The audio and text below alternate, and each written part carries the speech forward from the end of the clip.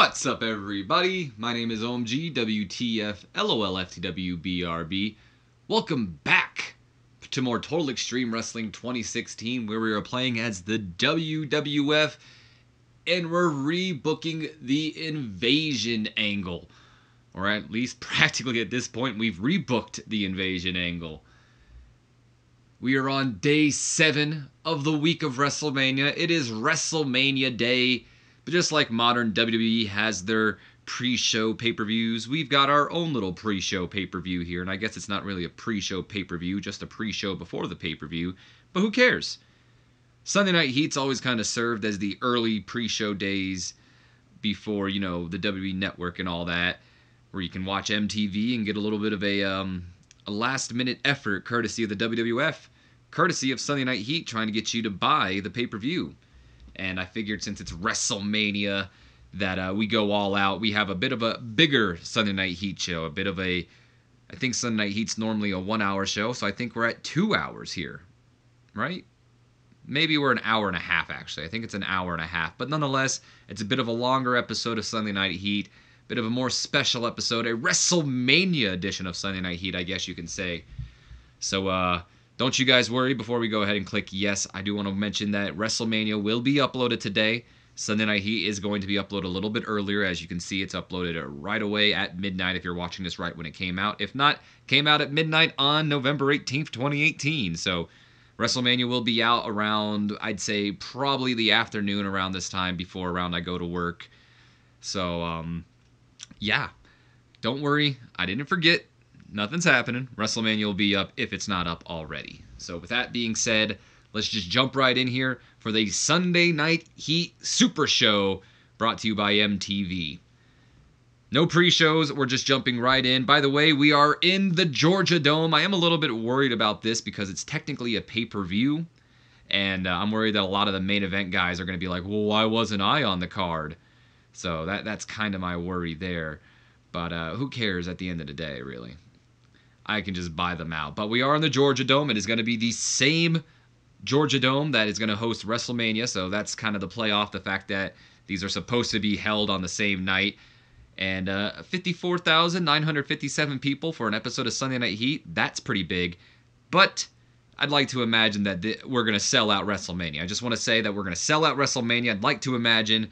And that this 54 is just the people who showed up early. So we start off the Super Show with a 54 C- rating as we're getting ready for our 6-person, not 6-man because there's women in this match, 6-person tag team match, which will see the Pimp Party alongside Tracy Brooklyn take on the Right to Censor. Bit of a feud that we've been seeing here for a long period of time, probably since the beginning of this series. So the Pimp Party is in the ring. Val Venus, the Godfather, Tracy Brooklyn already waiting for their opponents, the Right to Censor. When the Right to Censor's music goes off, and out comes Steven Richards alongside Ivory. Of course, Richards was supposed to show up with a tag team partner, but he doesn't have somebody here, and that leads Val Venus to ask the question, what the hell is this, Richards? Where's your partner? Or have you finally realized that no one wants to join your cult? I didn't do a Val Venus accent there because I don't know what his voice sounds like. I mean, it's the only thing I can remember is "Hello, ladies," and I'm not about to be like, "What the hell is this, Richards? Here's your partner," all sounding all seductive for some reason. Even though I've done Val Venus's voice in the past, but nonetheless, Steven Richards goes on. He's tapping the mic up against his head, and he goes, "Val, first things first, watch your mouth. And secondly, I'll have you know that I sifted through thousands and thousands of resumes, but at the end of the day, they all came with baggage. Baggage that the Right to Censor can't carry anymore. I need to get my message across, and I can't take on former adult film stars and pimps anymore. So I turned to my family. I turned to the people who raised me, the most purest souls in the world, and in family, I found my 2 youngest cousins, who not only had so much promise behind them given their amateur wrestling backgrounds, but had been raised the right way. So Val, I didn't find a tag team partner. I found a tag team that's going to put you 2 in your place once and for all. So allow me to introduce you to Ivory's tag team partners tonight, my baby cousins, Charlie and Russ Haas.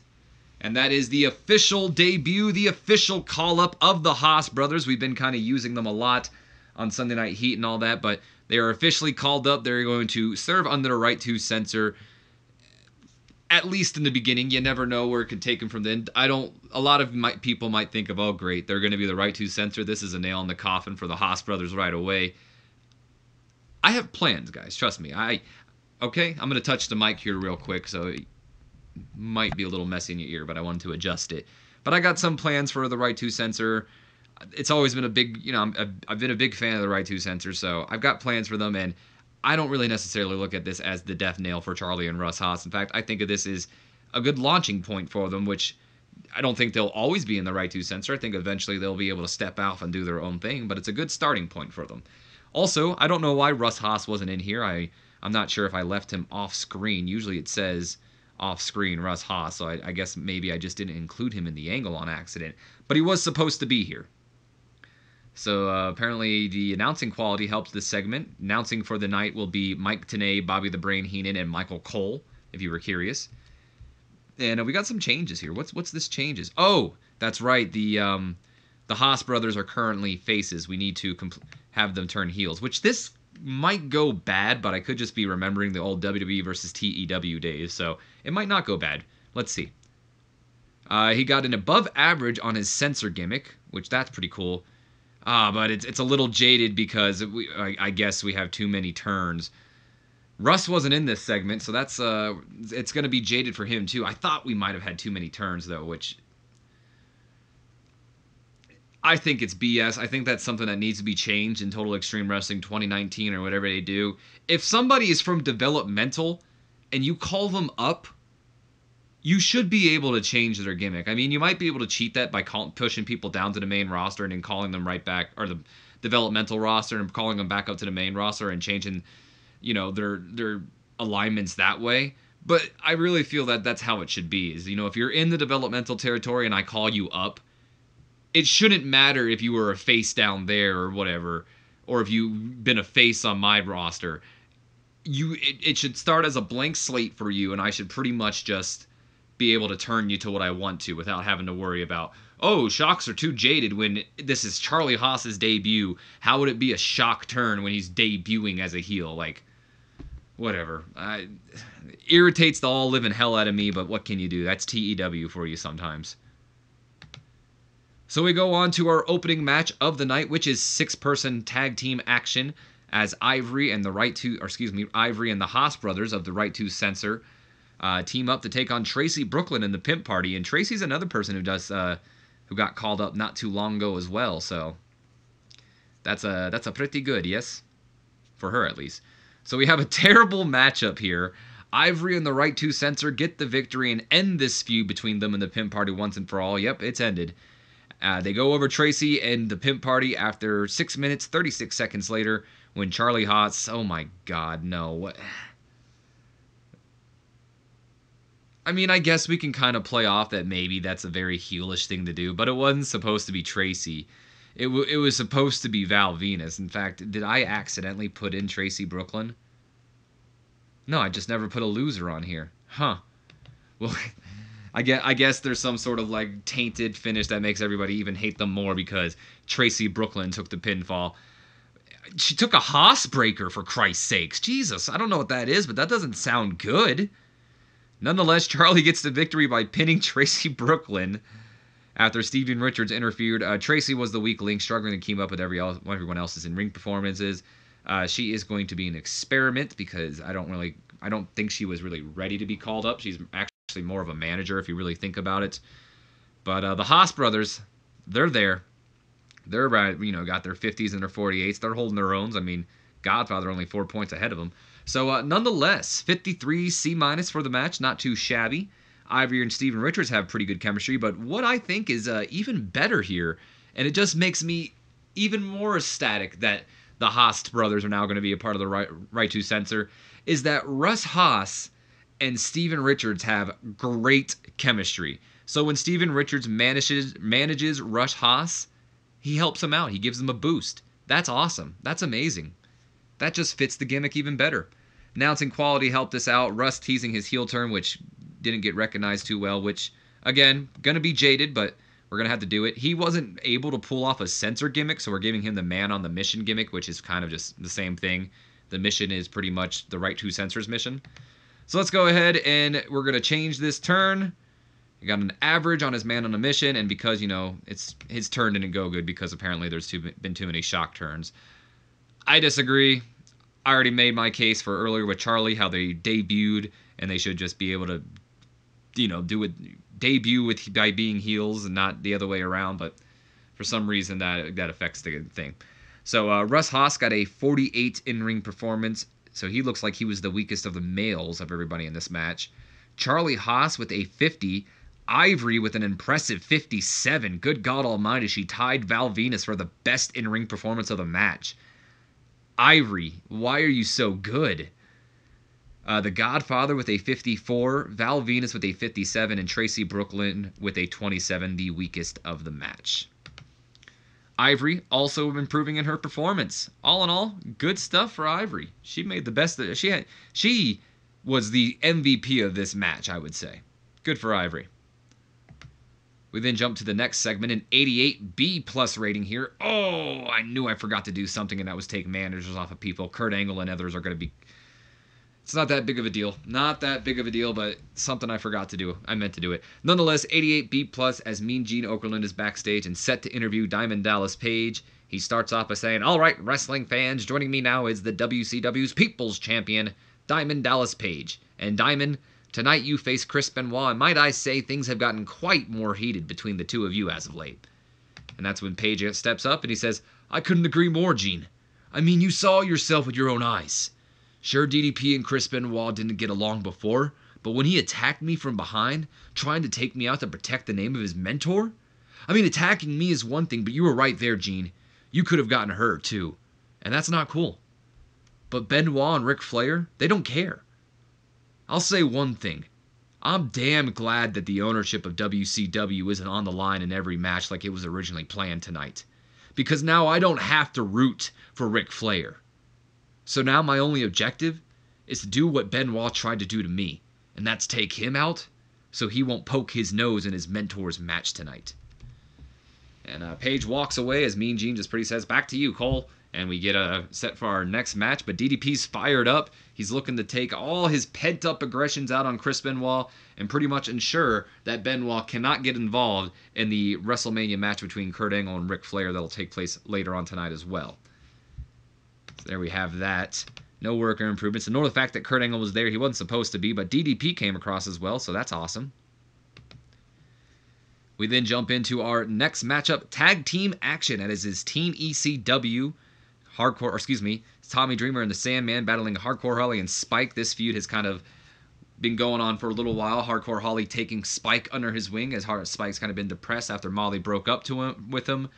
And Holly's kind of been a little bit more of an aggressive mentor to Spike Dudley, to say the least, which Tommy and Sandman, at least Tommy Dreamer, has taken a bit of an exception to, because Spike's an ECW alumni, and when you're alumni, you're family in ECW pretty much, and they're going to show Spike that they're still family the hard way. They got to knock some sense into him.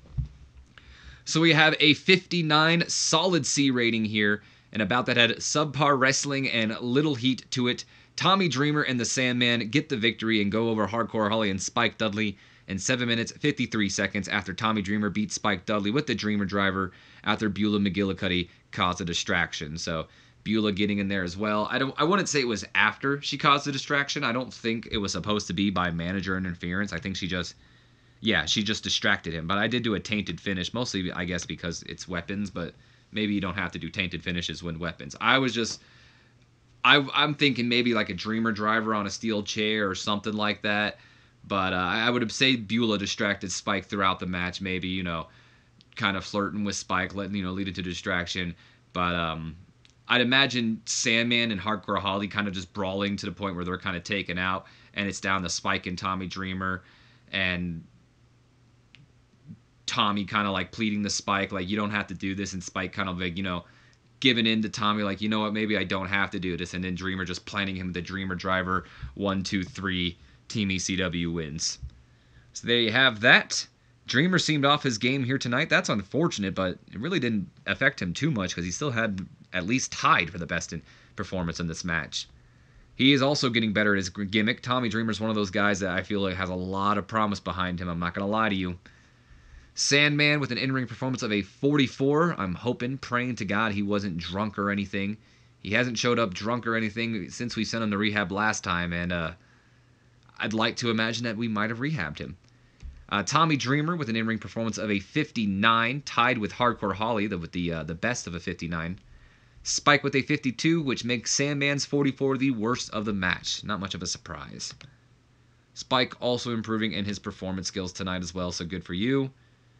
And here we go. Okay, woo! No notification of Sandman being drunk. I think we've done it, guys. I really do think we've done it. I think we've rehabbed Sandman. So this is just kind of a little generic segment, nothing too special here. 78 solid B, as it's pretty much just hyping up WrestleMania 18. Michael Cole, Bobby the Brain Heenan, and Mike Tenay, trying to get in those last-minute buyers, hyping up that we'll see the WCW Championship defended against the WWF Championship when Sting defends against The Undertaker, and vice versa, technically. The Undertaker's technically defending against Sting as well. Rock and Vince McMahon team up to take on Booker T and Shane McMahon in a battle for the ownership of either WWF or WCW. One of the companies is folding tonight. We'll see a submission match between Kurt Angle and Ric Flair. And I wasn't able to fit it all, but I'd also imagine, them hyping up DX versus NWO, the Canadian Championship merging with the United States Championship to become the North American Championship.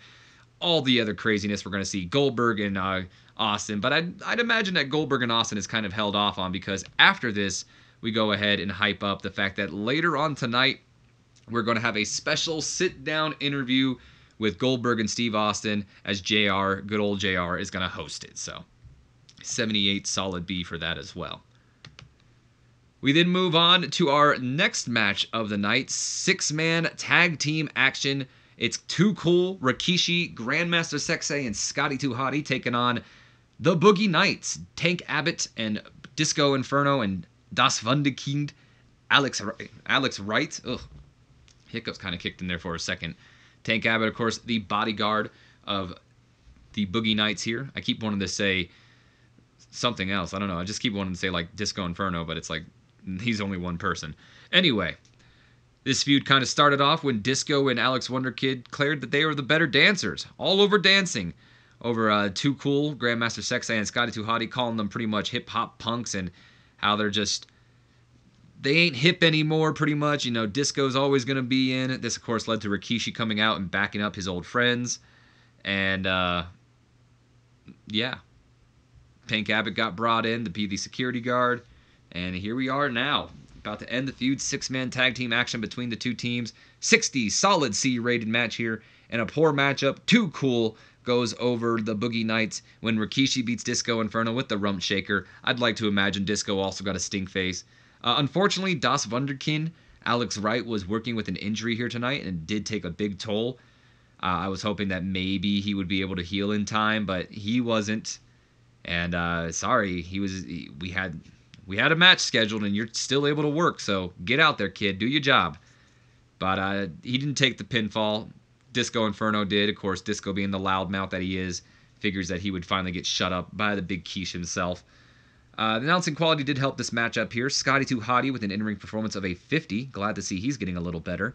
Grandmaster Sexay, always impressive with a 61. He would have been the best if it wasn't for Rikishi's 67 in-ring performance. Das Wunderkid definitely was feeling that injury here tonight because we definitely see higher numbers than that. But he had an in-ring performance of a 49 here tonight. Disco Inferno, the best on his team, with a 53 in-ring performance. And Tank Abbott with a 41 in-ring performance. I don't know what's going to be happening with Tank Abbott after this match, if I'm going to be entirely honest with you guys. He might find himself either in developmental or FIRED.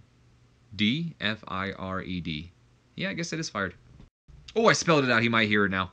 Anyway, it did lose heat for the feud, but this feud's practically over now anyways. Grandmaster Sexay is improving in his performance, so all in all, Sexay makes the best of his appearance. And then afterwards, of course, Too Cool do their dance. Move your body.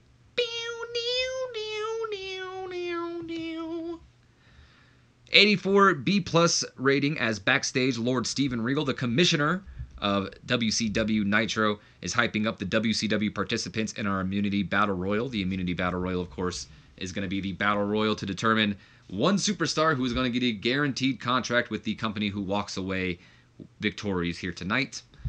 And Regal begins to speak, saying, "All right, gentlemen, tonight is the night we've all been fighting for. And while we may be enemies in that Battle Royal tonight, I want you all to remember one thing. We are WCW, and we must work together to at least eliminate the WWF guys, so that we can ensure that no WWF guy will earn a WCW contract. After all that, it's every man for themselves." And that's when Mr. McMahon comes in. He starts, walks into the shot, and he's laughing. And he goes, "And every man it will be. Because you see, Mr. Regal, I don't think you realize what's at risk tonight in your Battle Royal. Because yes, the winner gets a guaranteed contract with the company that wins tonight, but let's say the WWF walks away. This contract could be the only thing that keeps some of you Benedict Arnolds around. Guys like the Giant, like Ron Simmons, and even you, Mr. Regal, could very well need this contract." And then Vince walks away, still laughing because, he's feeling confident tonight. He sees these WCW guys all lined up, pretty much trying to stick together, and he's putting it in the thought that, you know what, you guys want to act like you're together, but let's say the WWF walks away. Some of you guys may need this contract. It's not a guarantee that guys like Mark Jindrak, Sean Stasiak, Chuck Palumbo impress Vince McMahon enough. It's not a guarantee that Mr. McMahon's going to forgive Regal, Giant, or Ron Simmons and hire them back. But it is a guarantee if they have that contract. So this did get the crowd hotter. Giant was fantastic. I'm going to take a quick drink because Mr. McMahon's voice kills me. But what can you do? I will say, drinking Pepsi is probably not the best thing to help clear your voice, but also, what can you do? So we move on, and I believe it is time for the... No, it is not. I thought it was time for the Immunity Battle Royal, but no, before we get to the Immunity Battle Royal, that's right, I put it in between, kind of maybe as a die-down match. Anyway, before the Immunity Battle Royal, we have an 80 solid B rating. This is kind of one of our semi-main events here tonight. We have a superb matchup as Chris Benoit goes on to defeat Diamond Dallas Page in 10 minutes 12 seconds by submission with the Crippler Crossface. These men went back and forth. They had a superb match, apparently. Back and forth action. And at the end of the day, DDP just wasn't able to pull away with the victory. Benoit locks in the Crippler Crossface, and Diamond Dallas Page has to tap out. And Benoit probably taking out a lot of pent-up frustration since he was left off the WrestleMania card here tonight. I'm trying to remember back to that Fire Pro stream I did last night and trying to remember if Did Test win the Immunity Battle Royal? I think Test won the Immunity Battle Royal. No, Ron Simmons won the Immunity Battle Royal on the Fire Pro thing. Well, we haven't gotten to the Immunity Battle Royal, so spoiler on that. Ron Simmons won it in the Fire Pro simulation last night. I want to say DDP beat Chris Benoit, but vice versa here tonight. Benoit beats DDP. So Page with an in-ring performance of an 82. Chris Benoit with a 92 in-ring performance. So 10-point difference between the two here tonight. Benoit improving in his performance. So all in all, good stuff, guys. And now we're getting ready for the Immunity Battle Royal. And this is kind of one of those shock appearances in the Immunity Battle Royal. 74 B- as Dennis Rodman is entering the Immunity Battle Royal. Dennis Rodman is going to be fighting for a contract tonight, you guys. What? NBA, I think he's a Hall of Famer, if not legend. He's been in WCW. He teamed up with, I think, Hulk Hogan to take on Diamond Dallas Page and Karl Malone, and he's here tonight hoping to get himself a contract in this 20-man Immunity Battle Royal. So we jump into the Battle Royal. It's not just Dennis Rodman who's got a special appearance, though. Okay, I was going to say, because we got a couple special appearances here. Hacksaw Jim Duggan is here. We've got, of course, Dennis Rodman. Gilbert is here. The Honky Tonk Man. I know that says John Tenta, but it was supposed to be the Shockmaster. I just forgot to change it. But Shockmaster was here. Kamala. Coco Beware. Anybody else? No, that's it. So we got at least 7 people. 7 shock entries here tonight with Hacksaw Jim Duggan, Dennis Rodman, Gilbert, the Honky Tonk Man, the Shockmaster, Kamala, and Coco Beware all trying to, trying to make their mark and get a contract here. But at the end of the night, we have an 80 solid B rating for the Immunity Battle Royal. Decent matchup.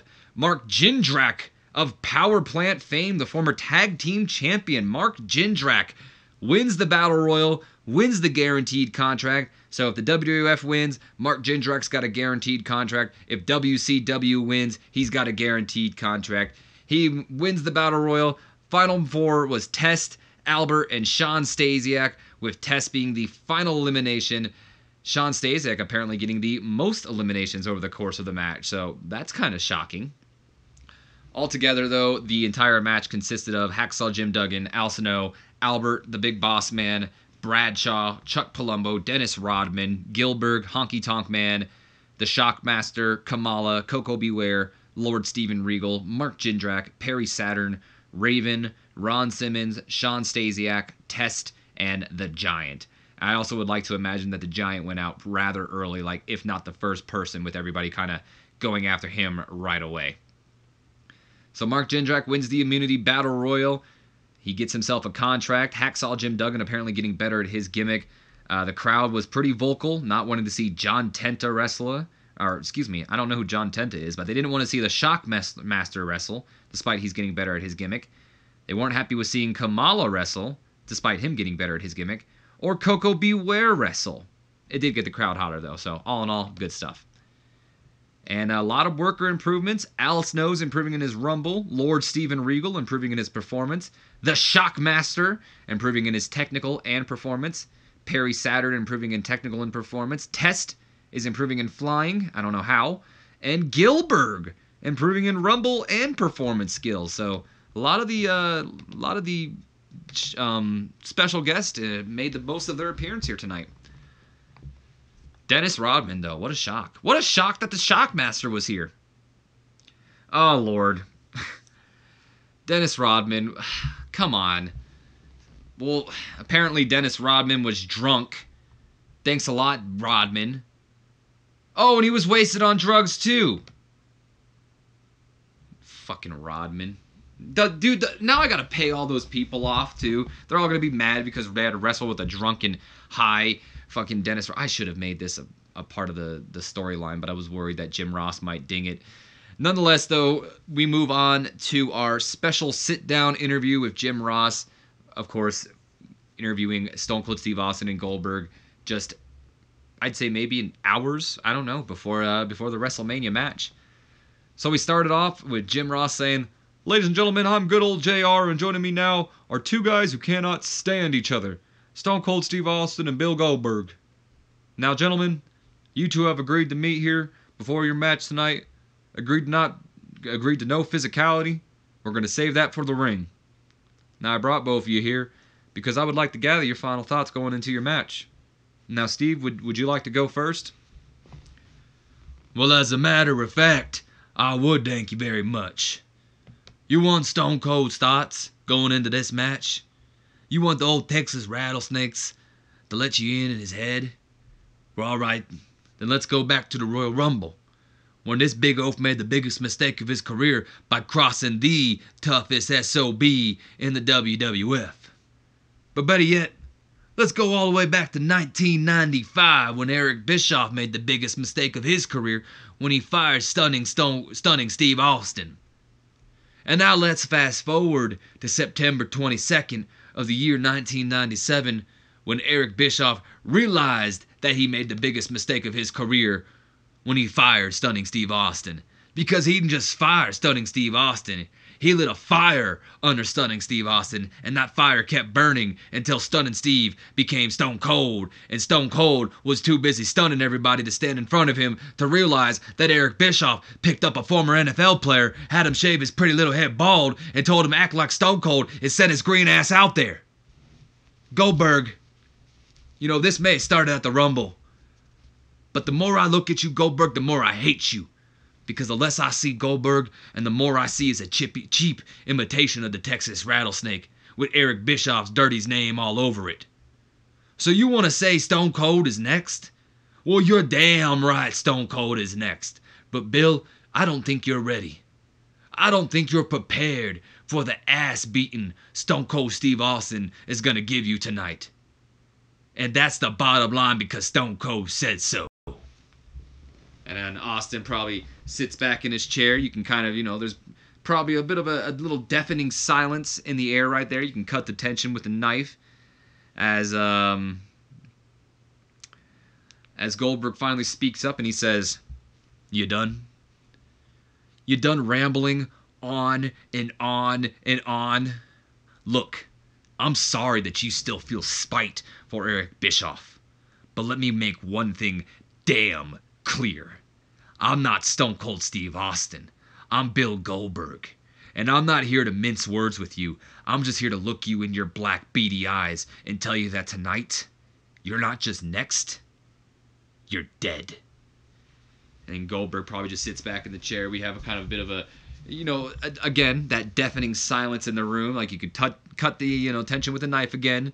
As Goldberg and Austin's eyes just have not left each other. They're just staring right at each other. And Jim Ross finally says, Well, gentlemen, thank you for your time. Michael Cole, Bobby the Brain Heenan, Mike Tenay, back to you guys as we're getting ready for our main event of the night. Performance for Stone Cold Steve Austin was good. Goldberg came across as well. And all in all, this might be one of my favorite angles I've ever written.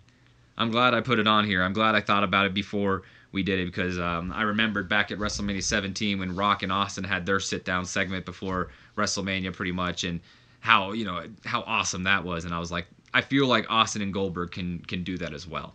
And apparently so does TEW. Gave him a 100 A-star rating despite Jim Ross being there.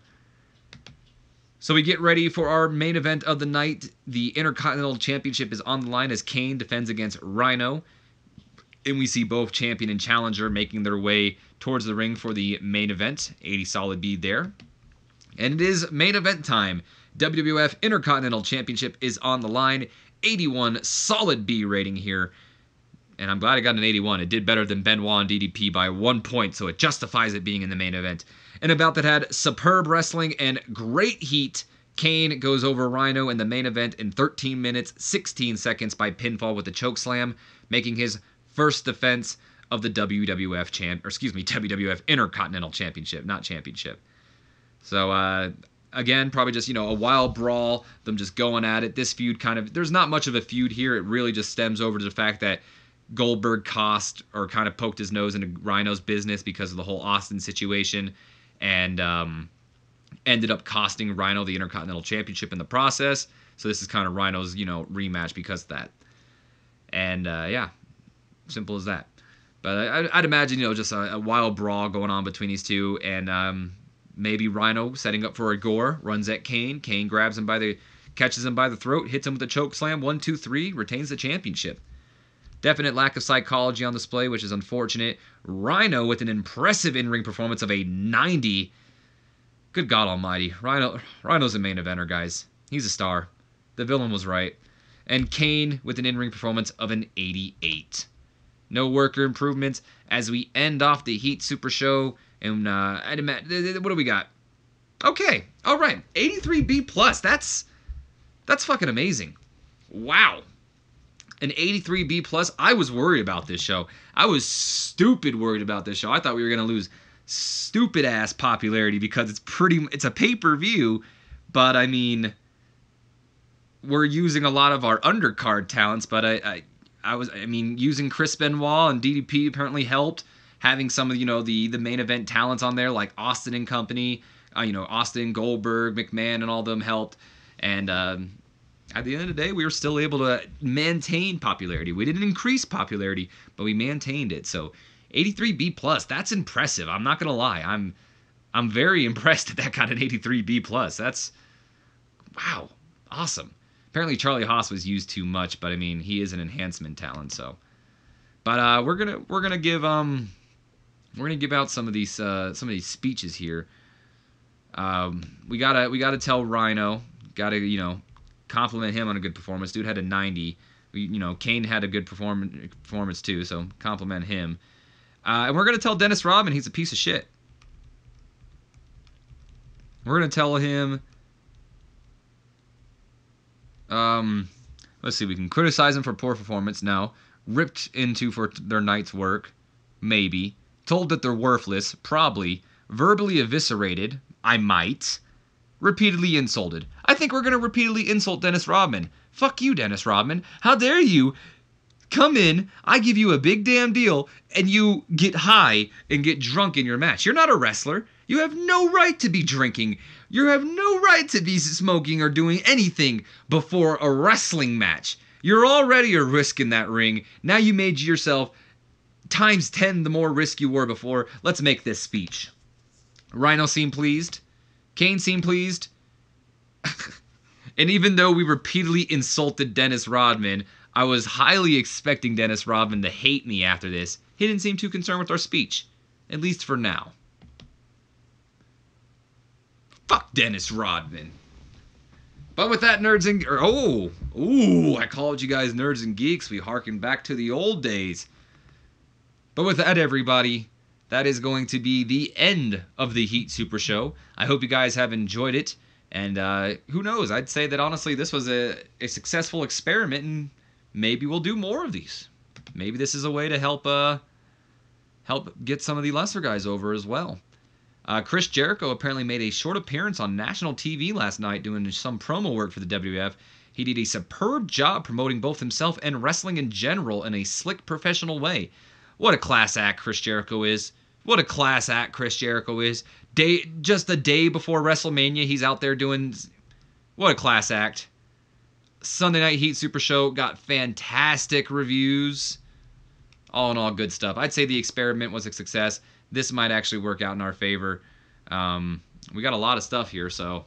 Reno Miro, a.k.a. Sable, has been made an offer. Bradshaw was very unhappy with Dennis Rodman, we know. Oh, wow. Goldberg says Mark Jindrak doesn't connect with the fans. We should probably write the kid off. Don't think The Undertaker would be happy about hearing that.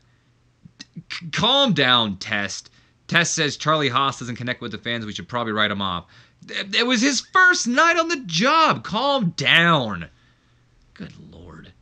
Got an 18.43 TV rating and a 0.59 pay-per-view buy rate because, there were some, places that could buy it, like, that weren't represented by MTV. Steven Richards says his recent booking has been poor. I need to be given some wins so that I can get...